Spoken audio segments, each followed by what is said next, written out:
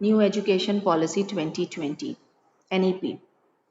आप सभी को बताना चाहूँगी, ये जो एजुकेशन पॉलिसी आ रही है वह 30 सालों के बाद इतनी बड़ी चेंजेस हमें एजुकेशन सिस्टम में देखने को मिलेगी।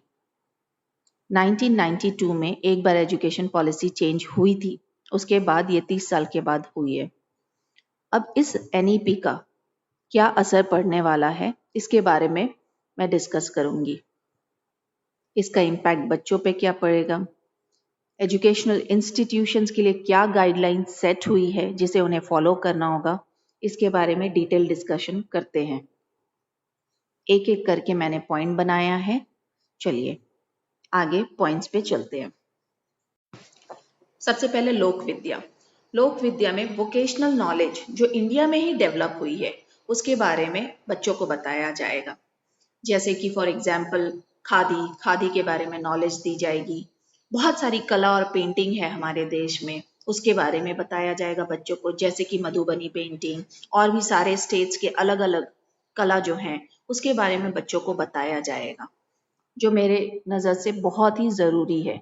हमारे देश के बच्चों को अपनी कला, अपनी संस्कृति, अपनी हेरिटेज के बारे में जानना ज़्यादा ज़रूरी है और जानना चाहिए भी, क्योंकि अगर आप दूसरे देश में जाते हैं वहाँ के बच्चों को आप देखेंगे कि उनको अपनी कला, अपनी संस्कृति के बारे में बहुत कुछ पता होती है, जो हमारे बच्चों में उस चीज़ की कमी मैं भी देखती हूँ। इसलिए ये लोक विद्या एक बहुत ही अच्छी चेंज लेके आएगी बच्चों के नॉलेज में। Second, flexibility of subjects.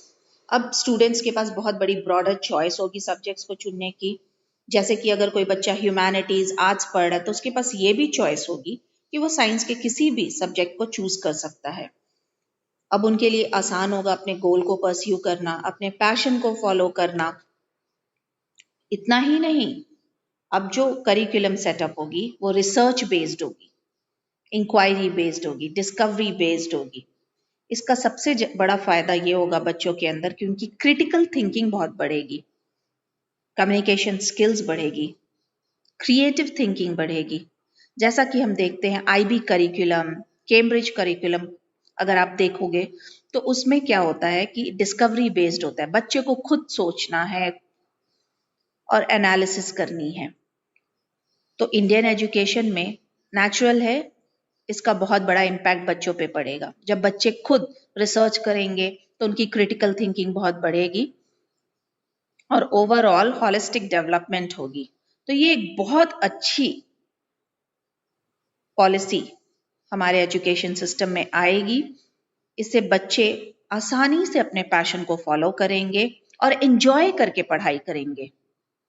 चलिए अब नेक्स्ट पॉइंट पे चलते हैं। Third point is no language barrier. So अब टिल 5th ग्रेड तक बच्चों को उनके मदर टंग में पढ़ाया जाएगा, उनके रीजनल लैंग्वेजेस जो भी हैं उस पर पढ़ाया जाएगा। इसका बहुत बड़ा इम्पैक्ट पड़ेगा। इससे स्कूल ड्रॉप आउट्स जो हैं वो बहुत हद तक कम हो जाएंगे। आप सबको बताना चाहूंगी कि ट्राइबल एरियाज में 100 बच्चों में सिर्फ 20 बच्चे हैं जो स्कूल जाते हैं। जब उन्हें रीजनल लैंग्वेज में लेसन डिलीवर होगी तो कहीं ना कहीं वो उस चीज को समझना शुरू करेंगे। अगर वो समझेंगे तो उनकी इंटरेस्ट डेवलप होगी, इंटरेस्ट डेवलप होगी तो स्कूल ड्रॉप आउट्स कम होंगे। इतना ही नहीं, स्कूल एनरोलमेंट्स भी बहुत हद तक बढ़ेंगे। तो ये जो चेंज है इसकी भी पॉजिटिव इम्पैक्ट पड़ेगी एनरोलमेंट्स एंड ड्रॉप आउट्स पे। अब अपने चौथे पॉइंट पे चलते हैं। Fourth, vocational education. 6th grade onward students को वोकेशनल ट्रेनिंग दी जाएगी। Gardening, painting, carpentry, pottery making, coding. Coding बहुत सारे लर्निंग ऐप सिखाते हैं जो काफ़ी एक्सपेंसिव है। अब ये फायदा है कि स्कूल में ही 6th ग्रेड के बाद बच्चे कोडिंग सीखेंगे, बहुत सारे ऐप्स बनेंगे, तो इंडिया डिजिटल होगी। इतना ही नहीं, वोकेशनल एजुकेशन का सबसे बड़ा फायदा पॉवर्टी और अनएम्प्लॉयमेंट के ऊपर पड़ेगी, जो यह कि गरीबी और अनएम्प्लॉयमेंट, बेरोजगारी बहुत हद तक कम होगी। तो चलिए अब आगे नेक्स्ट पॉइंट पे चलते हैं। NEP में मल्टीपल एंट्री और एग्जिट प्रोग्राम है, यानी कि जो भी स्टूडेंट्स अपनी पढ़ाई को अधूरी छोड़ देते हैं किसी ना किसी वजह से, सर्कमस्टेंसेस से, उन्हें फिर से रीस्टार्ट करने के लिए मौका मिलेगा। उनके जितने भी प्रीवियस रिकॉर्ड्स होंगे वो सारे एकेडमिक बैंक ऑफ क्रेडिट के साथ रहेंगे और वो अपनी आगे की पढ़ाई परस्यू कर पाएंगे, अपनी गोल तक पहुंचेंगे। इतना ही नहीं, फर्स्ट ईयर का कोर्स करने पर सर्टिफिकेट मिलेगी, 2 साल की पढ़ाई पे डिप्लोमा मिलेगी और 4 साल कंप्लीट करने पर डिग्री मिलेगी। तो इसका सबसे अच्छा यह है कि आप आगे भी पढ़ सकते हैं, कहीं ना कहीं किसी वजह से छूटी हुई पढ़ाई आप आगे पूरी कंप्लीट कर सकते हैं। एक्सपेंशन ऑफ एजुकेशन, बाय 2040 हर डिस्ट्रिक्ट में मल्टी डिसिप्लिनरी इंस्टीट्यूशंस होगी, नेशनल स्कॉलरशिप पोर्टल होगी जो बच्चों को स्कॉलरशिप देगी और उनके प्रोग्रेस और रिपोर्ट्स को ट्रैक करेगी। इसका सबसे ज़्यादा फायदा यह होगा कि 50% एनरोलमेंट बढ़ जाएगी इंस्टीट्यूशंस में। रिपोर्ट कार्ड, जिसे पेरेंट्स भी डरते हैं, आप सभी के लिए बहुत बड़ी खुशखबरी है कि रिपोर्ट कार्ड की शेप अब चेंज हो रही है।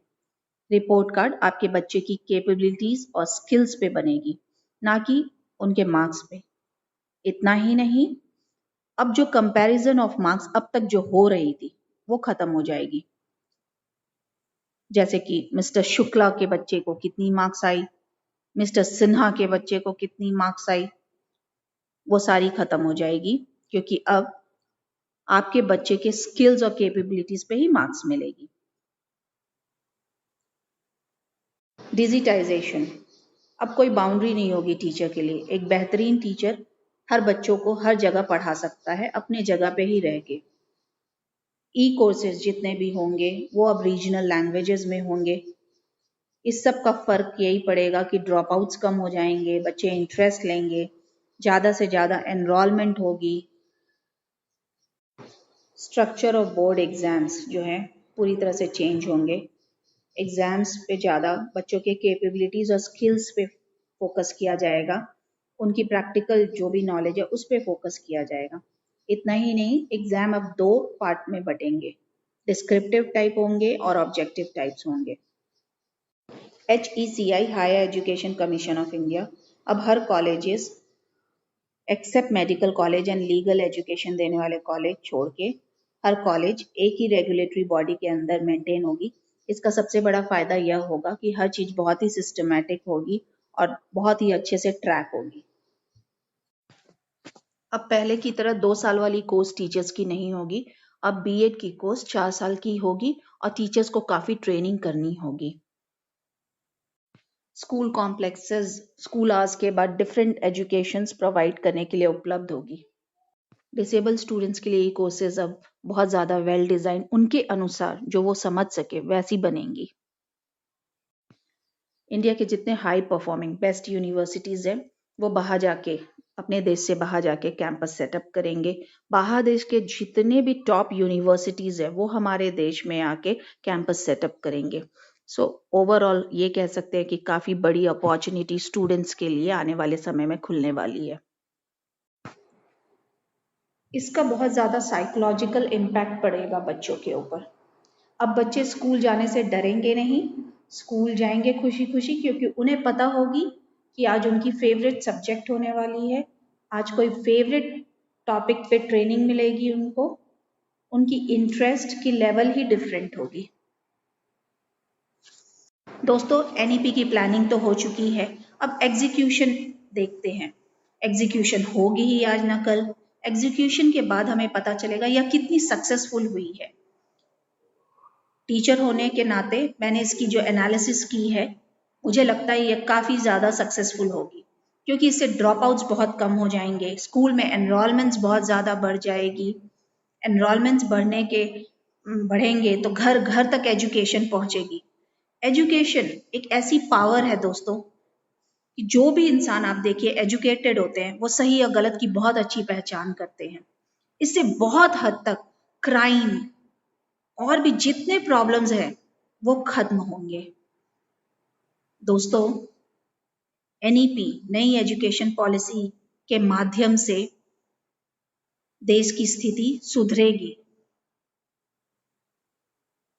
इंसान और इंसानियत की पहचान लोगों को होगी। ये सारी एजुकेशन कराएगी। आशा करती हूँ कि आप इस वीडियो को देखेंगे, ज़्यादा से ज़्यादा शेयर करेंगे, लोगों तक पहुँचाएंगे, क्योंकि जितनी ज़्यादा ये वीडियो लोगों तक पहुँचेगी उतनी अवेयरनेस बढ़ेगी तो लोग शिक्षा के प्रति जागरूक होंगे। दोस्तों, उम्मीद करती हूँ ये वीडियो आप सभी को पसंद आई होगी। Thank you for watching.